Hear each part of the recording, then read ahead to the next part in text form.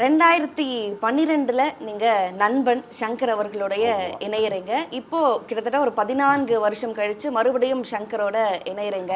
உங்களுக்கு எப்போதுமே you always wanted to be an actor. இப்போ அது ரொம்ப சக்சஸ்ஃபுல்லா பண்ணிக்கிட்டு இருக்கீங்க. இப்போ இந்த 14 வருஷத்துல சங்கரோட ஒர்க் பண்ணதுல ஏதாச்சும் வித்தியாசங்கள் இருக்கா உங்களுக்கு? வெறுகி ஏறிக்கிட்டே போகுது. அவர் 14 வருஷம் இல்லை, நான் அசிஸ்டன்ட் டைரக்டராக இருந்த காலத்துலேருந்தே இப்போ ஆடியன்ஸாக இருந்த காலத்துலேருந்தே, இப்போவும் ஆடியன்ஸ் தான். அதாவது காலேஜ் ஸ்டூடெண்ட்டாக இருந்த டைம்லேருந்தே நான் சங்கர் சாரை பார்த்துக்கிறேன். பிரம்மாண்டம் அப்படின்னு சொன்னால் அது ஒரே பேர், டைரக்டர் சங்கர் சார் தான். அந்த பிரம்மாண்டத்தை ரொம்ப நாள், அதாவது இத்தனை வருடங்கள், ஒரு கிட்டத்தட்ட 5th டிகேடை உள்ளே புகுந்து அடித்து கலக்கிறது அப்படின்னா அது சாதாரண விஷயமே இல்லை. ஆக்சுவலாக இந்தியன் 2 முதல்ல இந்தியன் 3 கிடையாது, இந்தியன் 2 தான் இருந்துச்சு. அதில் எனக்கு ஃபஸ்ட் ஹாஃபில் போர்ஷனும் செகண்ட் ஹாஃபில் இன்னொரு மேஜர் இதுவும் சேர்ந்து ஸோ ஃபுல் படத்தில் அது பேக்டாக இருந்துச்சு. இப்போ வேறு சில நல்ல காரணங்களுக்காக அது இந்தியன் 2 அண்ட் இந்தியன் 3 அப்படின்னு உருமாறிட்டதுனால எனக்கு இந்தியன் 2ல் ஒரு கேமியோ ரோல் ஆகிடுச்சு. But anyway Indian 2, game changer, Indian 3 இந்த 3 படங்களும் ரிலீஸ் ஆகும்பொழுது நடிகர் எஸ். ஜே. சூர்யாவை தமிழ்நாடு, கேரளா, கர்நாடகா, இந்த ஆந்திரா, இப்படி இந்த சவுத்தில் தெரியும். பட் நார்த்தில் யாருக்கும் அவ்வளோ தெரியாது. இந்த 3 படங்களும் ரிலீஸ் ஆகும்போது ஒரு நடிகன் எஸ். ஜே. சூர்யான்னு ஒருத்தர் இருக்கான்றது எஸ். ஜே. சூர்யாங்கிற ஒரு தனிப்பட்ட நடிகரை இந்தியன் 2ல விட இந்தியன் 3ல நம்ம அதிகமாக எதிர்பார்க்கலாம். ஆமாம் கண்டிப்பாக. இது வார்ம் அப் தான் எனக்கு. ஓகே, இப்போ how did this happen sir? இப்போ ஒரு சங்கர் சார் ஏற்கனவே சொல்லிட்டீங்க அவர் உங்களை சூஸ் பண்றாருன்னு. பட் இந்த கேமியோ ரோலை சூஸ் பண்றதுக்கு உங்களுக்கு ஒரு காரணம் இருக்குல்ல? கேமியோ ஆயிடுச்சு, அது எக்ஸ்டெண்டட் கேமியோ ஆயிடுச்சு இந்தியன் 2ல. ஆக்சுவலாக அது ஃபுல் ஃப்ளெஜ்டாக தான் இருந்துச்சு படத்தில். பட் அதான் 2 பார்ட் ஆகிட்டதுனால அது ஒரு கேமியோ ஆகிடுச்சு. பட் அதுவுமே ஒரு வரக்கூடிய பகுதிகள் சிறுசாக இருந்தாலும் சிறப்பாக இருக்கும். நம்ம லேட்டாக லேட்டஸ்ட்டாக சொல்லுவாங்களா, அதெல்லாம் சிறுசாக இருந்தாலும் சிறப்பாக இருக்கும். ஏன்னா அப்படிப்பட்ட லுக், அப்படிப்பட்ட நீங்கள் பார்த்தீங்களா, ஸ்டில்ஸ் எல்லாம் ரிலீஸ் ஆகிருக்கு, ட்ரெய்லரில் ரிலீஸ் ஆகிருக்கு. லுக்கே செம்மையாக இருக்கும். லுக் அவர் சார் அதுக்கு டிசைன் பண்ணிக்கிற லுக்கு. என்னோட கேரக்டரோட பேர் இருக்கு இல்லையா அந்த படத்தில், அது சேனாதிபதி வேற விட சூப்பராக இருக்கும். இப்போ நீங்கள் சொல்ல வரீங்களோ அப்படின்னு ஒரு எதிர்பார்ப்பு எனக்கு. அதனால அது ஒரு ஹை இருக்குது அதில். அதான் அது ஸோ இந்தியன் 2ல் அதை நல்லா நீங்கள் என்ஜாய் பண்ணுவீங்க. பட் இந்தியன் 3ல் அது அடுத்த வேறு ரேஞ்சில் இருக்கும். அந்த கமல் சார் காம்பினேஷன் சீன்ஸ், எனக்கும் அவருக்கு இருக்க சீன்ஸ் ஓகே சூப்பராக இருக்கும். அதுக்கும் நாங்கள் காத்திருக்கோம் சார். ஆமாம். அதுக்கு முன்னாடி இது எப்படி சார் இது நடந்தது? இந்த 1 பாயிண்ட் உங்களுக்கு தோணி இருக்கும்ல, இந்த கேரக்டரை சரி நம்ம எடுத்துக்கலாம், இது நமக்கு இப்படியான ஒரு மைலேஜ் கொடுக்கும், ப்ளஸ் உங்களோட பேஷனாக இருக்க ஆக்டிங்க்கு நீங்கள் ஒரு ஜஸ்டிஸ் பண்ண மாதிரி இருக்கும்னு தோணி இருக்கும்ல? ஆமாம், அதாவது அதை பார்த்தீங்கன்னா இப்போ கேம் சேஞ்சரோட நான் கதை கேட்கல, அவங்களா சொன்னாங்க. சில டைரக்டருங்கிட்ட நம்ம கண்ணை மூடிட்டு போய் நடிச்சுட்டு வந்துடலாம் அவங்க கூப்பிட்டாங்கன்னா. அதில் சங்கர் சாரும் முக்கியமான ஒருத்தர். ஸோ அவர் நம்மளை கூப்பிடுறாரு அப்படிங்கும்போது என்ன கதை எதுவும் கூட கேட்காம நான் ஒத்துக்கிட்டேன். பட் கதை கேட்டுட்டு தான் ஒத்துக்கணும் இல்லை, கேட்காமலே ஒத்துக்கிட்டேன். பட் அதுக்கப்புறம் தான் அவர் கதை சொன்னார். ஏன்னா அவர் எல்லாமே தெளிவாக எக்ஸ்பிளைன் பண்ணிவிடுவார். ஒரு நடிகனுக்கு உண்டான எல்லா, அதாவது ஒரு ஸ்கிரிப்டும் கொடுப்பாரு, பாடி லாங்குவேஜ் கொடுப்பாரு, மேனரிசம் கொடுப்பாரு. அவர் பயங்கரமாக அதில் ஒர்க் பண்ணிக்கிட்டே இருப்பார் சங்கர் சார். அதில் அந்த லுக் அண்ட் ஃபீலு அது எல்லாமே ஒர்க் பண்ணார். ஸோ அது இந்த படத்தை பொறுத்தளவில் நான் கதை கேட்டுட்டு தான் பண்ணேன் அப்படின்றதில்ல, சங்கர் சார் பண்ணுறேன் ஒத்துக்கிட்டேன். ஆமாம், நேம் மட்டும் இல்லைங்க, அதுதான் அந்த ட்ரஸ்ட் இல்லை. இவங்க ஒரு சிறந்த படைப்பாளி, இவங்க எது பண்ணாலும் சூப்பராக இருக்கும். அதில் போய் கொஸ்டின் பண்ணுறதுக்கு என்ன இருக்குது அப்படின்றது தான் அதோடைய பாயிண்ட். 2 டிராஸ்டிக்கான டிஃப்ரெண்ட் கேரக்டர்ஸை நீங்கள் பண்ணுறீங்க. வாரிசில் ஒரு மாதிரி, மெர்சலில் ஒரே மாதிரி, வதந்தியில் ஒரு மாதிரியான ஒரு போலீஸ் கேரக்டர், மாநாடில் வேறு மாதிரியான ஒரு போலீஸ் கேரக்டர். இந்த டிஃப்ரென்சஸ் எப்படி சார் நடக்குது? ப்ரிப்பரேஷன்ஸ் என்ன இருக்கும்? இல்லை, இது நான் எதையுமே நான் தேடி போகவில்லை, எல்லாமே என்னை தேடி தான் வந்துச்சு. அது என்னென்னா அது தேடி வந்துச்சுன்னா அது தலக்கணமாக சொல்லலை. நம்ம ஒரு விஷயத்தை ஃபோக்கஸ்டாக செய்யும்பொழுது நல்ல விஷயங்கள் நம்ம அட்ராக்ட் பண்ணுறோம். ஆமாம், அதை தான் நான் இதில் உணர்றேன். என்னென்னா நான் என்றைக்குமே ஒரு பெரிய ஒரு ஸ்டார் ஆக்டராக ஆகணும் அப்படின்றது தான் என்னுடைய கோல். இன்னும் அந்த அந்த பகுதியில் நான் போய் தொட்டுட்டு வந்துக்கிட்டே இருக்கேன். உள்ளே போய் இடம் கிடைக்க மாட்டேங்குது. போகிறேன் தொடுறேன் திருப்பி வந்துடுறேன், போகிறேன் தொடுறேன் திருப்பி வந்துடுறேன், இப்படி தான் போய்கிட்டு இருக்கு. பட் கூடிய சீக்கிரம் அதுக்கு ஒரு அது சிறப்பாக நடக்க போகுதுன்றதுக்கு உண்டான வழிமுறைகள் தான் இப்படி நடந்துக்கிட்டு இருக்கு அப்படின்றது என்னால் உணர முடியும். அப்படி ஒன் ஸ்பெசிஃபிக் கேரக்டர் பண்ணணும் உங்களுக்கு ஏதாச்சும் தோணி இருக்கா சார்? அப்படியெல்லாம் கிடையாது.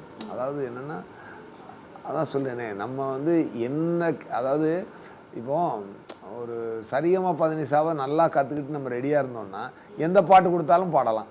அது காம்போதி ராகத்தில் வந்தாலும் சரி, கல்யாணி ராகத்தில் வந்தாலும் சரி, டி மேஜரில் வந்தாலும் சரி, சி மேஜரில் வந்தாலும் சரி, டி மைனர் வந்தாலும் சரி, எஃப் மைனரில் வந்தாலும் சரி, எது வந்தாலும் செட் அப்படி அந்த மாதிரி நம்மளை செட் பண்ணி வச்சுக்கும் பொழுது, நீ ரெடி ஆகும் பொழுதே நீயும் ஒரு விஷயத்தை நோக்கி நகர்ற, அந்த விஷயமும் உன்னை நோக்கி நகர்ந்து வருதுன்றத நம்ம உணர முடியுது. That's what I felt. நான் எனக்கு இப்படி நடிக்கணும் அப்படி நடிக்கணும் நான் கேட்டு போகலை. நான் ரெடி ஆகிறேன், விஷயங்கள் மேஜிக் நடக்குது. ஆனாலும் இப்போ ஒரு டிரெக்டரா நீங்க ரொம்ப பிடிச்ச படங்களை பண்ணியிருக்கீங்க. அப்போ நீங்க நடிகரா இருக்கிறப்போ அந்த டிரெக்டரோட ஒரு ஃப்ராய்டியன் ஸ்லிப்லாம் நடக்காதா? ஃப்ராய்டியன் ஸ்லிப்னா இப்போ அதோட தன்மைகள் இங்கே ரெஃப்ளெக்ட் ஆகாதா உங்களுக்கு? அது தன்மை இல்லை, அந்த நாலேஜ் ஹெல்ப் ஆகும். இப்போ எப்படின்னா, நம்ம நடிகன் என்பவன் வந்து ஒரு பிளேயர் மாதிரி, ரெண்டு மைண்ட் செட் இருக்குது. ஸோ அதுக்காக நம்ம சிறந்த நடிகனாக இருந்தவன் சிறந்த டேரக்டராக ஆக முடியாது, சிறந்த டேரக்டராக சிறந்த நடிகராகவும் ஆயிட முடியாது. ரெண்டுக்கும் different norms and conditions, different learning அது இருக்குது. அப்போ நீங்கள் ரெண்டுலேயுமே செயல் பண்ணுறீங்களே? அப்போ பண்ணாலும் இது இங்கே நீங்கள் பிளேயராக இருக்கும்போது கோச் மைண்ட் வரக்கூடாது, பிளேயராக தான் இருக்கணும். நீங்கள் கான்ஷியஸாகவே அவாய்ட் பண்ணிடுவீங்களா? அதை கான்ஷியஸாக அவாய்ட் பண்ணுறதில்ல, அதை நினைக்கிறதே இல்லை. பிளேயர் இன்னைக்கு பால் எடுத்துக்கொண்டே அங்கே போடணும், அந்த இங்கேருந்து பால் எடுத்துக்கொண்டே அங்கே போடணும். கோச் மாதிரி வெளியே நின்று மைண்டை யோசிச்சுட்டு இருந்தோம்னா இப்போ எப்படி விளையாடுறது?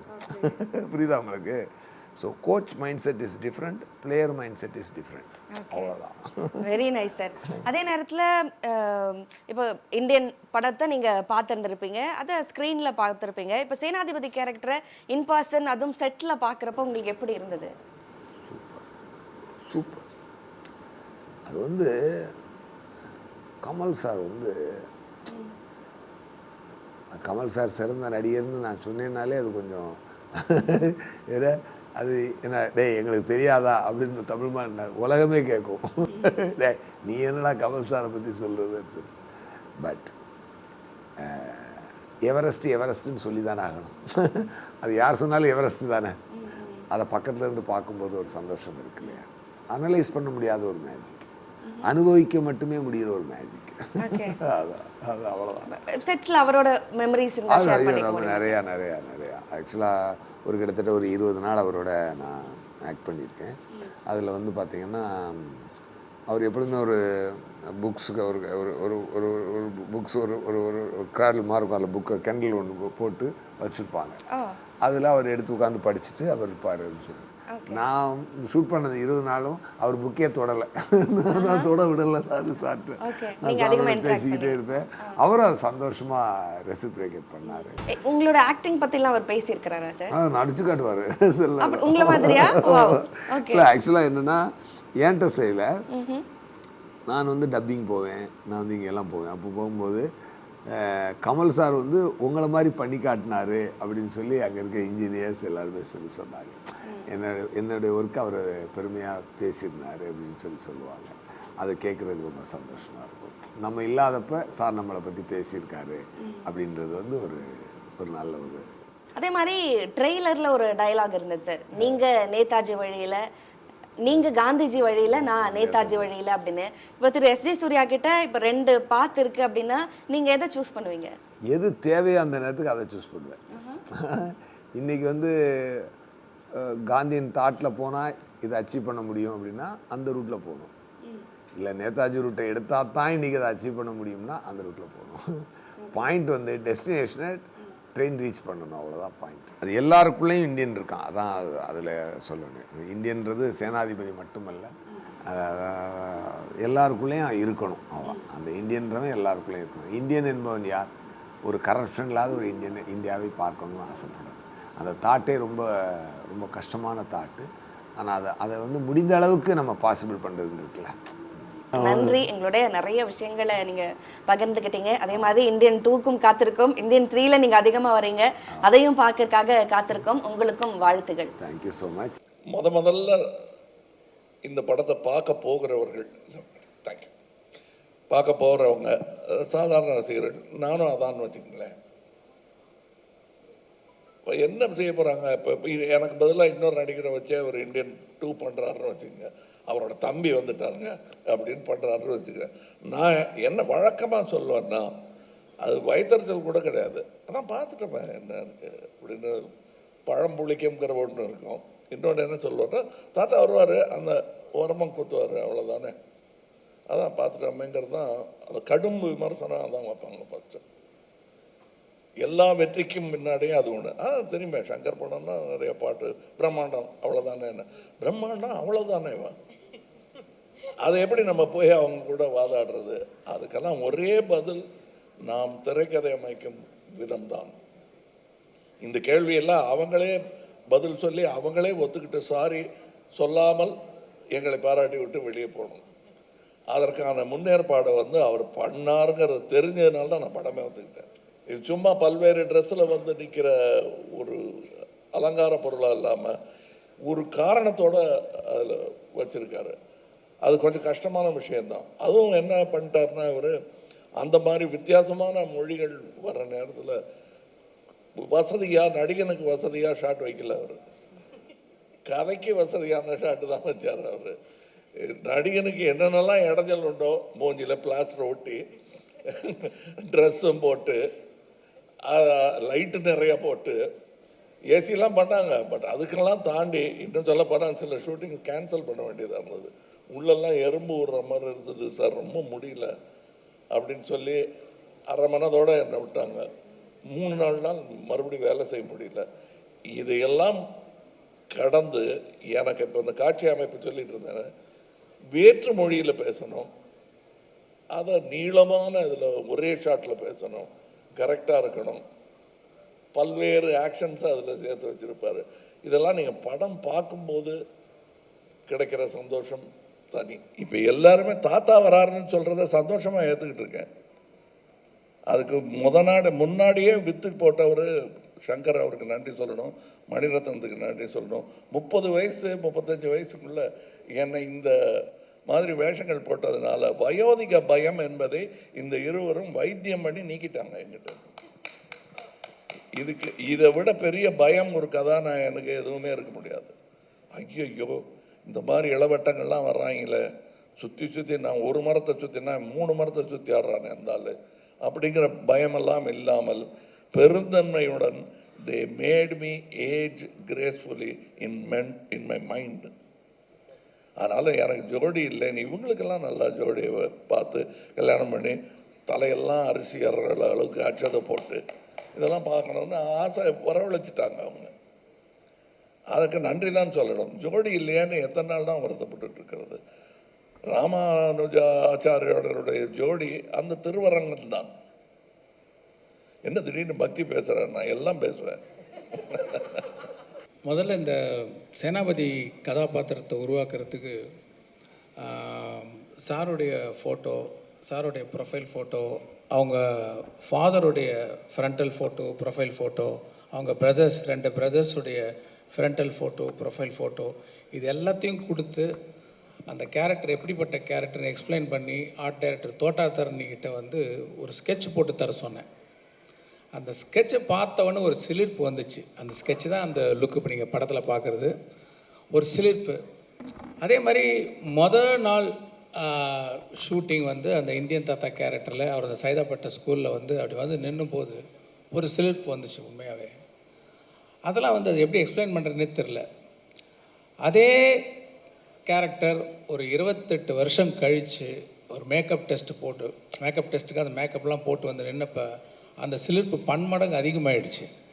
நான் பல மேடையில் சொல்லியிருக்கேன், அந்த ஷூட்டிங் ஸ்பாட்டில் வந்து அவர் உள்ள கமல் சார் இருந்தால் கூட அந்த மேக்கப்பில் வந்து இந்தியன் தாத்தா இருக்கிறார், நம்ம பக்கத்தில் இருக்கிறாருன்ற ஒரு பயம், ஒரு மரியாதை, என்ன வந்து ஒரு நம்ம ஆக்டர் கமல் சார் தான் யோசித்தாலும் அதை மீறி அந்த இந்தியன் தாத்தா தான் அந்த செட்டில் இருக்காருன்ற ஒரு உணர்வு எப்போ பார்த்தாலும் எனக்கு தோணிக்கிட்டே இருக்கும்.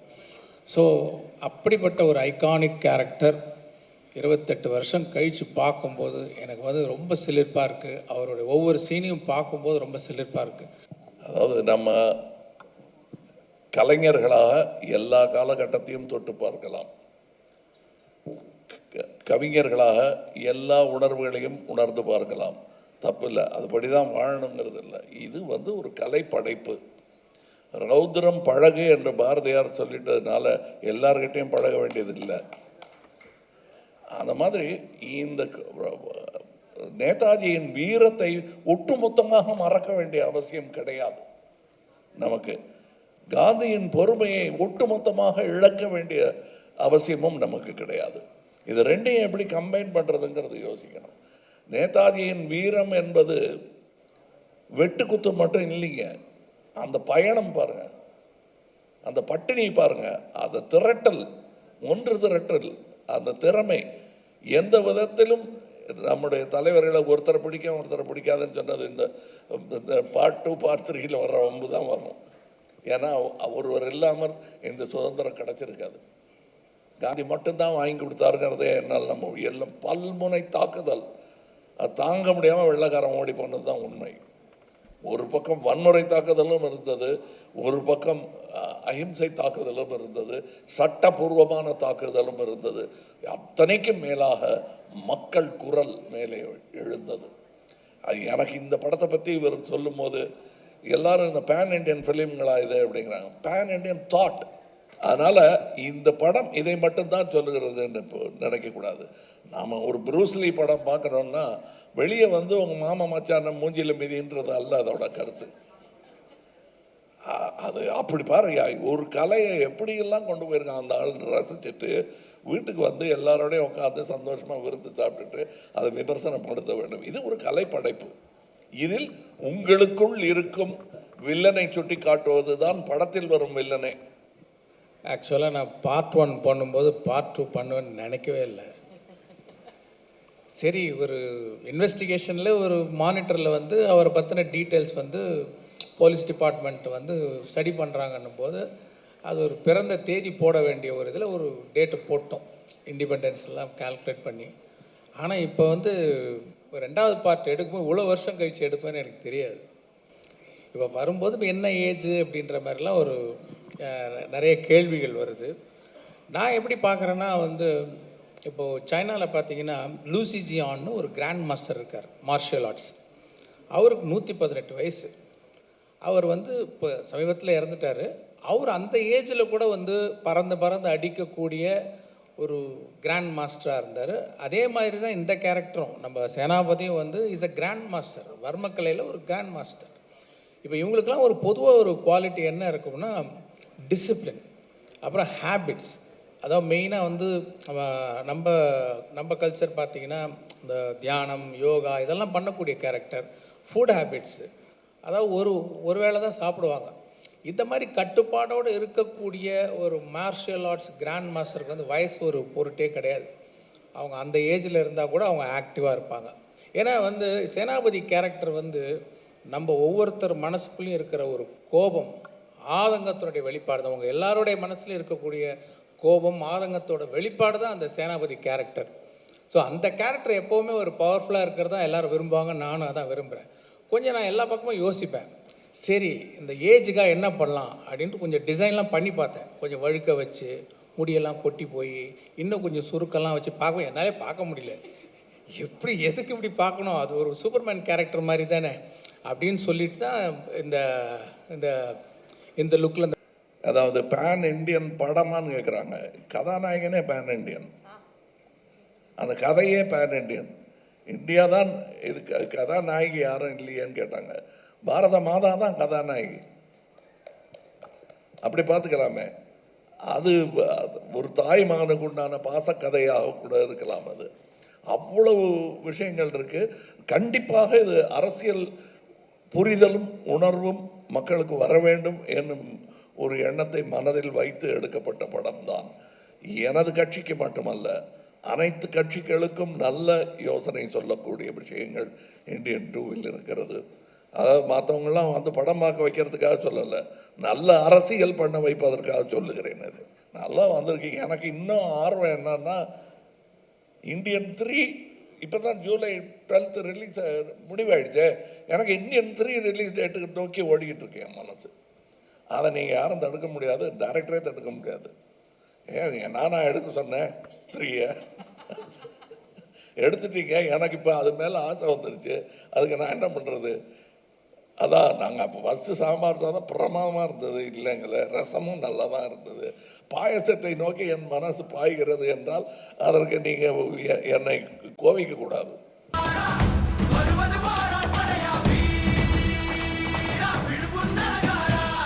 உடனுக்குடன் செய்திகளை தெரிந்து கொள்ள சன் நியூஸ் பெல் ஐகானை கிளிக் பண்ணுங்க.